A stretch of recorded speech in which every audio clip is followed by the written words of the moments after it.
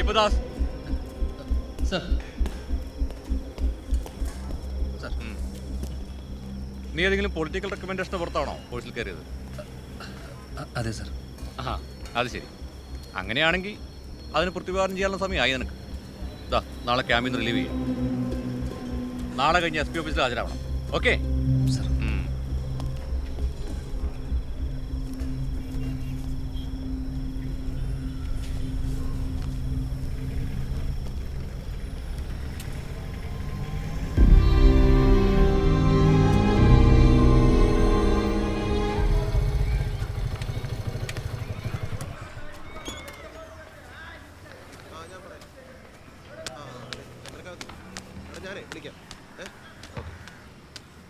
എന്താടാ ചെല്ലു നീ വന്നേ. ആ നീ ഇവിടെ ഉണ്ടായിരുന്നോ? എന്താടാ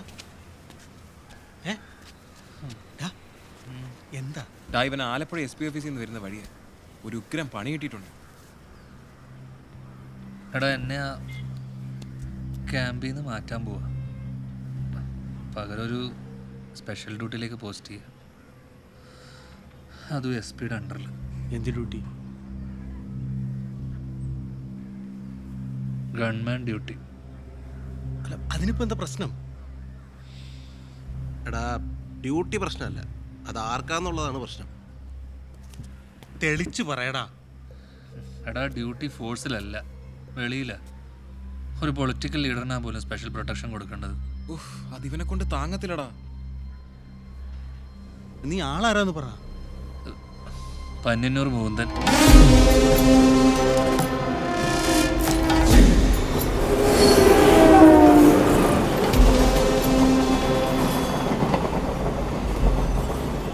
സംഭവം സത്യമാണ്.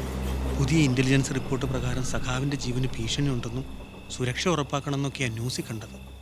പക്ഷെ നിന്റെ തലയിലാകുന്നു സ്വപ്നത്തിൽ പോലും ഞാൻ കരുതിയില്ലടാ. എടാ ഇയാളെത്ര പ്രശ്നമാണോ? ആ ബെസ്റ്റ്. നീ പിന്നെ ന്യൂസ് കാണലും പത്രം വായനയൊന്നും ഇല്ലല്ലോ. നദീര ഒന്ന് പറഞ്ഞോട് അങ്ങനെ ആരാണെന്ന്. സുരക്ഷയ്ക്ക് പോകുന്നവൻ്റെ ജീവൻ തന്നെ പോകുന്ന ഏർപ്പാടാ. വേറെ ആര് പോകാനാ? അല്ലെങ്കിൽ തന്നെ എവിടാ? കണ്ണൂര്. ജീവനി കൊതിയുള്ളവർ പോവോ? സാധാരണ സ്റ്റേഷനുള്ളവരെയോ യൂണിയനുള്ള പോലീസുകാരെയോ ഒക്കെയും ഇങ്ങനെ ഗവൺമെൻറ്റായിട്ട് എടുക്കും. ക്യാമ്പിൽ നിന്നൊക്കെ വളരെ റെയറായിട്ട് എടുക്കുകയുള്ളൂ, അതും ജില്ലയ്ക്ക് പുറത്തുനിന്ന്. ആ അപ്പം കറക്റ്റാ. നീ ജോലിയെന്നും പറഞ്ഞ് ഓടി ചെന്നപ്പോൾ തന്നെ അവന്മാരെടുത്തു തന്നതേ നല്ല മുട്ടൻ കണി റെഡിയാക്കി വെച്ചോണ്ട് തന്നെയാ. നല്ല ബെസ്റ്റ് പാർട്ടി അളിയാ. പാർട്ടിയുടെ കുരുവൊക്കെ പിന്നെ പൊട്ടിക്കൽ.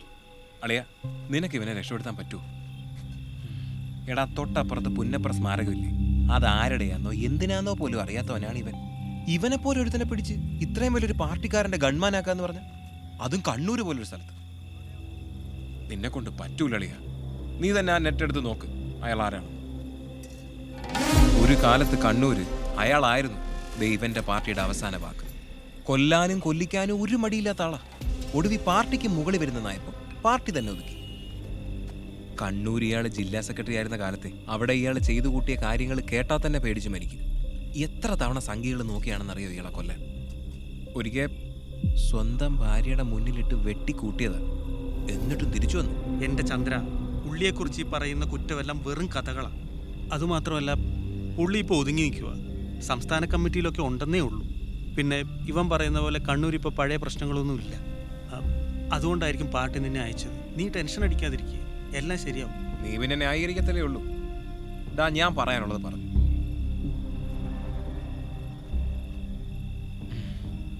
അളിയ നദീറെ, നീ വിചാരിച്ചാലേ എന്തെങ്കിലും നടക്കൂ. എന്തെങ്കിലും ചെയ്. കുറച്ച് സെന്റിമെന്റ്സ് വർക്കൗട്ട് ചെയ്. ഒന്ന് ഊരിക്കൊടുക്ക.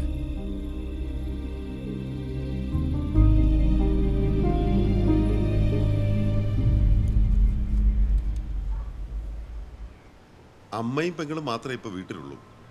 അതെ.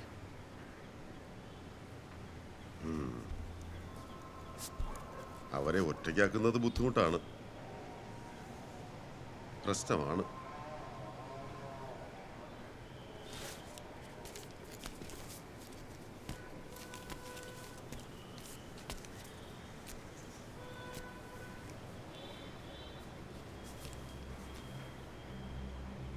നീ സഖാവ് അഭിജിത്ത് എന്ന് കേട്ടിട്ടുണ്ടോ? മഹാരാജാസ് കോളേജിൽ ഇസ്ലാമിക തീവ്രവാദികളുടെ വെട്ടുകൊണ്ട് മരിക്കുമ്പോൾ സഖാവിന് 20 വയസ്സാ പ്രായം അല്ലേ?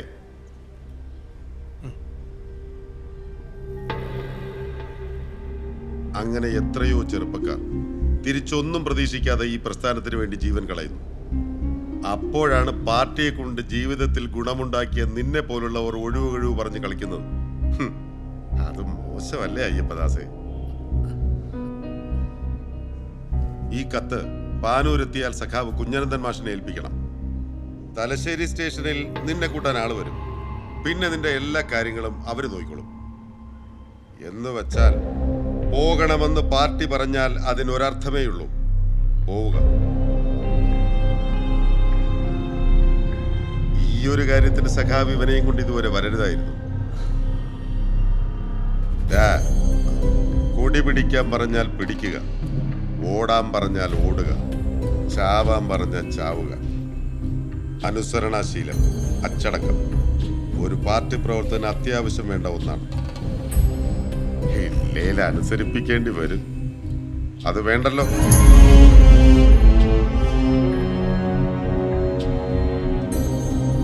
എടുക്കൻ എന്നാ പിടിച്ചോ, പൊക്കോ.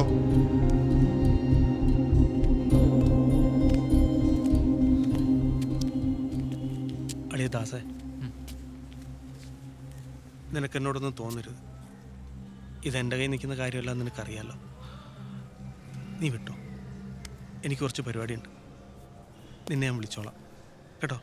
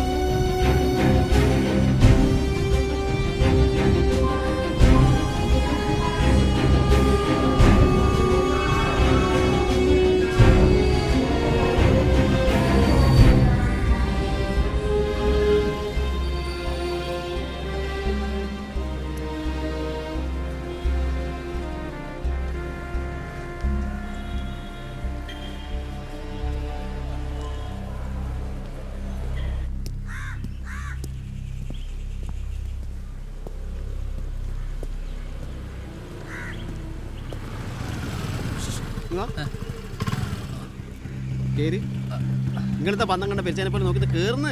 പാനൂർ സുനീഷ്. ആ നിങ്ങളെ മറ്റേ ഗവൺമെന്റ് അയ്യപ്പദാസല്ലേ? കേര്. ഓ പേരും ജാതകം നഷ്ടത്തിലും നോക്കിയിട്ട് കേരും. നിങ്ങൾ കണ്ണൂർ ആദ്യമായിട്ടല്ലേ? നിങ്ങളെ പേടിച്ചിട്ടുള്ള നിപ്പ് കണ്ടപ്പോ തന്നെ മനസ്സിലായി. അതെ, ചേട്ടൻ എന്താ പരിപാടി? എനിക്ക് വർക്ക്ഷോപ്പാ, നല്ല പണിയാന്ന്. ഞാൻ തുറക്കലും ഇല്ല, പോക്കും ഇല്ല. അതിന്റെ ആവശ്യം വരുന്നില്ല. അതാ 365 ദിവസം ഹർത്താലല്ലേ. പോലീസുകാർക്ക് നല്ല വർക്കാ.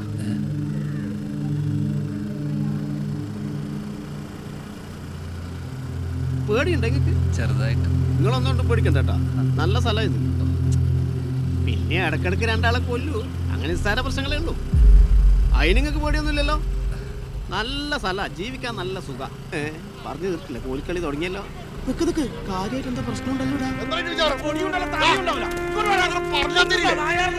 എന്റെ അമ്മ, ഇത് നമ്മളെ ആൾക്കാരല്ലല്ലോ. കുഴപ്പാ, ഒരാൾക്കോട് സംഗീതമാകുന്ന മോനെ വിട്ടളയാ. നല്ല സമയട്ടോ നിങ്ങള്. അവരെ കൈമാറ്റം കിട്ടിയിട്ടില്ലേ, ഭ്രാന്തനായി കടിച്ചു പറിച്ച പോലെ ആയിക്കളി. അനക്ക് ഇഷ്ടമല്ല അയച്ചുള്ള, വല്ലാണ്ട് അടിക്കുമെന്ന്. അയറ്റിലെ കൊണ്ട് വലിയ ശല്യ. കണ്ണൂർ എപ്പം കുഴപ്പമുണ്ടാക്കുന്ന ഇവരെന്നെയാ. ഇനി നമ്മളെ സ്ഥലം ഒന്നും പേടിക്കാനില്ല. കണ്ടാ അതിവര് ബോർഡ് കണ്ട. അനക്ക് പേടിയൊന്നും ആയിട്ടൊന്നും ഇല്ല കേട്ടാ. അത് നിങ്ങൾ ഉള്ളതുകൊണ്ടാന്നില്ല, ഞാൻ അവിടെ ഒരു കുഴപ്പമാക്കി വരും.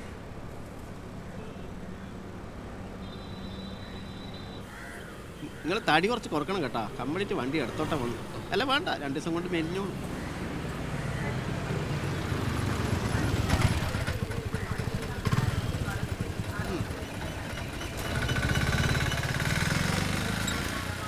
അല്ല, ഇവിടെ പ്രശ്നമൊന്നുമില്ലേ?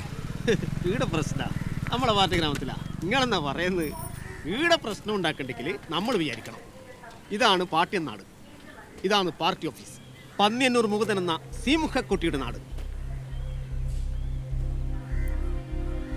കോട്ടത്ത് കാണുന്ന സഖാവിന്റെ മൂത്തവനാ, നടുക്കത്തെ അപ്പുറത്തിലെ രക്തസാക്ഷികളാ. ഓനാൾ ഉഷാറാ, നല്ലോണം പഠിക്കൂ. ഈടില്ല തിരുവനന്തപുരത്താ. ഈടിയാണെങ്കിൽ ഓനും രക്തസാക്ഷി ആവുകയും. ഫോണി നോക്കണേ, നമ്മളെ അച്ചാച്ചന്റെ കാലത്ത് ഇല്ല. ഓർക്കേണ്ട വസ്തുത ഇതൊരു കേന്ദ്രവിരുദ്ധ സമരമാണ് എന്നുള്ളതാണ്. അപ്പൊ പറഞ്ഞത് മറക്കണ്ട, പ്രകോപനങ്ങൾ ഉണ്ടാവും. നമ്മളായിട്ട് അബദ്ധം കാട്ടണം. നമ്മളെ പെരുന്തച്ഛനാ, ബുദ്ധിജീവി. എഴുന്നേറ്റോ.